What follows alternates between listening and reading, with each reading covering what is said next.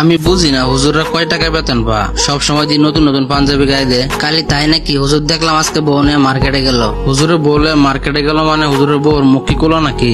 না, মুখ ঢাকাই ছিল, কিন্তু তারপরে হুজুর কি কারণে বউ লয়ে মার্কেটে আইব? আর একটা কথা বলি তোরে, এই দেশে কাপড়ের দাম কিন্তু হুজুরাই বাড়াইছে। কি লম্বা লম্বা পাঞ্জাবি ভর দেওয়াস না? আবার দেখলাম হুজুরে অ্যান্ড্রয়েড ফোনও চালা। কে তুই এগুলা কি বলতেছ? হুজুরে আবার অ্যান্ড্রয়েড ফোন চালাইবো কারে? হুজুর চালাবো একটা বাটন মোবাইল। মাঝে মধ্যে কেউ ফোন দিলে কথা বলবে এলাকাতেই। দেওয়াস না মানুষের বাড়িতে দাওয়াত খাইতে খাইতে হুজুরের পেট কত মোটা বানাইছে। মানুষের বাড়িতে খায় খাইতে পেটটা বানাইছে। দেওয়াস না আমরা শরীর হুগায় কি হয়েছে? আমি হইলাম মসজিদের সভাপতি আর হুজুরে আমার সালাম দিল না। ব্যাপারটা চিন্তা করার বিষয়। এত বড় অপমান আমি কোনোভাবে মানতে পারতেছি না। সভাপতি সাহেব, আপনি মসজিদের ইমাম সাহেবের কিছু একটা ব্যবস্থা করেন। ইদানিং কিন্তু হুজুর একটু বেশি বাইরে গেছে। ইমাম সাহেব হুজুর তো আমার লগে বেয়াদবি করছে রে, কিন্তু তোদের লগে আবার কি হইছে? আমার তো হুজুরের চলাফেরাতে সন্দেহ। কয় টাকা বেতন পা, নতুন নতুন পাঞ্জাবি পরে আবার সংসার চালায়, অ্যান্ড্রয়েড ফোন চালায়, এত টাকা পয়সা কই পা? তুই তো কথাটা ঠিক বলছস, হুজুর এত টাকা পয়সা কই পা? আজকে বিকেল বেলা এটা নিয়ে বসমো। আপনি হইলেন মসজিদের সভাপতি, আমরা এলাকাবাসী সবাই আপনার পিছনে আছি। আপনি হুজুরের একটা কিছু ব্যবস্থা করেন। ঠিক আছে, তোরা চিন্তা করিস না, আমি সঠিক বিচারটাই করবো। সেক্রেটারি হলো একজন পরহেজগার ব্যক্তি, এরা যদি বিচারে ডাকে তাহলে কিন্তু ফলাফল বেশি একটা ভালো হইব না। হ্যাঁ না রাখলেও তো হইব না, তুই চিন্তা করিস না। হ্যাঁ আমি ঠিক করবো না। ইমাম সাহেবরা যদি আমরা বাইর করে দিই তাহলে তো আমাদের দোষ হইব। ইমাম সাহেবের নামে এমন কিছু কলঙ্ক দিমু, ইমাম সাহেব নিজ ইচ্ছে বাইরে চলে দেবো। সভাপতি সাহেব, আপনি বলেন আমার কি অপরাধ? কথা বললেন না, একটু চুপ থাকেন। আপনার বিরুদ্ধে অনেক অভিযোগ আছে। মানুষের কথা আর কি কম, আপনি তো আমার লগে বেয়াদবি করছেন। আমি তো আপনার সাথে এমন কোনো আচরণ করি না। আমার জানা মতে আপনি কষ্ট পাইবেন। সকালে আপনার লগে দেখা হইলো, আমি হলাম একটা মসজিদ কমিটির সভাপতি, আপনি আমার সালাম দিলেন না। আমার বউ অসুস্থ, এই কথা শুনে আমি তাড়াতাড়ি করে চলে গেছি। আপনার আমি খেয়াল করি নাই। অভিযোগ তো মাত্র একটা দিচ্ছি, আরো অনেক অভিযোগ আছে আপনার নামে। আর কি অভিযোগ আছে? কিরে তোদের কি কি অভিযোগ আছে কমিটির সামনে বল। আমার কথা এলাকা হুজুর কয় টাকা বেতন পা, নতুন নতুন পাঞ্জাবি পরে আবার ফ্যামিলি চালায়। শুধু তাই নয়, কালকে দেখলাম হুজুরের বউ নিয়ে মার্কেটে গেল। আবার হুজুরে অ্যান্ড্রয়েড ফোন চালা। হুজুরে অ্যান্ড্রয়েড ফোন চালাবো কে? হুজুর চালাবো একটা বাটন মোবাইল। আবার হুজুরে আল্লাহর রাস্তায় মানুষের বাড়িতে খাইতে খাইতে ফ্যাট একটা বানাইছে। ফ্যাট তো নয় যেন একটা গোডাউন। আবার দেখলাম হুজুর একদিনকে জোরে জোরে হাঁটতেছে, আবার দেখলাম একদিন আস্তে আস্তে হাঁটতেছে। এগুলার জবাব দিতে হইব।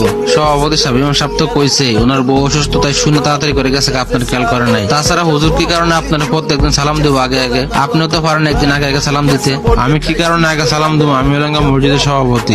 রাখেন মে আপনার সভাপতি। আপনি যদি হুজুরদেরকে সম্মান করতে নাই পারেন তাহলে আপনার সভাপতি হওয়ার যোগ্যতাই নেই। আর তোমাদের অভিযোগ হুজুর নতুন নতুন জামা পরে, টাকা পয়সা কই পা? আচ্ছা সভাপতি সাহেব, আপনি বলেন তো দিয়ে হুজুরে আমরা কয় টাকা বেতন দেই? কত? আর 6,500 টাকা দেই আর কি।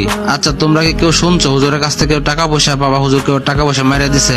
না, এখন পর্যন্ত এমন কোনো কিছু শুনি নাই। তাহলে তোমরা ভাবো আমরা এই কয় টাকা বেতন দিই হুজুরে? হুজুর নতুন পাঞ্জাবি গাই দে, ফ্যামিলি চালা, এটা দেখে আমাদের মতন কিছু লোকের সহ্য হয় না। আর তোমরা বলতেছো হুজুরে কি কারণে অ্যান্ড্রয়েড ফোন চালা? ও, তোমরা জন্য অ্যান্ড্রয়েড ফোন চালানো যায় আর হুজুরের জন্য না যায় না? তোমাদের মন মানসিকতা একটু চেঞ্জ করো। হুজুরের বলে মার্কেটে যাবো না কই যাবো, হুজুরের ব্যক্তিগত ব্যাপার। এটা নিয়ে তোমাদের এত মাথা ব্যথা কেন? আর তোমরা বলতেছো হুজুরে মানুষের বাড়িতে খায় খায় পেট মোড়া করছে। কে? আমরা সভাপতি সাহেবের তো পেট মোড়া। তোমরা তো সভাপতির পেট নিয়ে কোনো সময় কোনো কথা বললো না। হুজুরে আস্তে হাঁটলেও দোষ, জোরে হাঁটলেও দোষ। হুজুরে অ্যান্ড্রয়েড ফোন চালাইলেও দোষ, হুজুর নতুন জামা পরলেও দোষ, বৌরনের রাস্তাতে হাঁটলেও দোষ। একটা মানুষের এত পরিমাণ দোষ ধরলে কি সে সমাজে বসবাস করতে পারবে? সেক্রেটারি সাহেব, নামাজের মধ্যে হুজুরের চোরাটাও জানি কেমন কেমন লাগে, আমার কাছে ভালো লাগে না। আচ্ছা তোমরা বলো তো, শেষ কবে তোমরা নামাজ পড়ছিলা? নামাজ নিয়ে তো আর মিথ্যা কথা বলা যাবো না। আমি গত 3 শুক্রবার আগে নামাজ পড়ছিলাম, তারপর আর পড়ি নাই। নিজেরাই ঠিক মতন শুক্রবারের নামাজটা পড়ো না, আবার তোমরা এসে হুজুরের ভুল ধরতে। তোমরা যে কোন ধরনের মুসল্লি এটা মানুষে বুঝে। অন্যজনের পিছনে লাগিয়ে না থাকে নিজেরা নিয়ে একটু ভাবো, তাহলে নিজের জীবনে কিছু উপকৃত হবা। এই পর্যন্ত হুজুরের নামে যে করা অভিযোগ করছো তোমরা সবাই মিললে, তার মধ্যে একটা তো হুজুরের কোনো দোষ নাই। তোমরা সবাই আগে নিজেদের মন মানসিকতা পরিবর্তন করো এবং নিজেদেরকে পরিবর্তন করো। আপনি আসলে ঠিক কথাই কইছেন। আমরা নিজেদেরকে নিয়ে একটুও ভাবি না, সবসময় পড়াতেই অন্যদেরকে নিয়ে। আপনার মতো পরহেজগার ভালো প্রতিটি মসজিদ কমিটিতে থাকা দরকার। আপনার মতো একজন সৎ ব্যক্তি যদি মসজিদ কমিটিতে না থাকতেন আজকে, তাহলে আর আজকে আমাকে মিথ্যা অপবাদ দিয়ে বাইর করে দিত। আমাদের সমাজে এমন বহু লোক আছে কোনো কারণ ছাড়াই হুজুরের পিছনে লাগিয়ে থাকে। ভিডিওটা যদি ভালো লাগে থাকে অবশ্যই লাইক, কমেন্ট, শেয়ার করে যাবেন। ধন্যবাদ সবাইকে।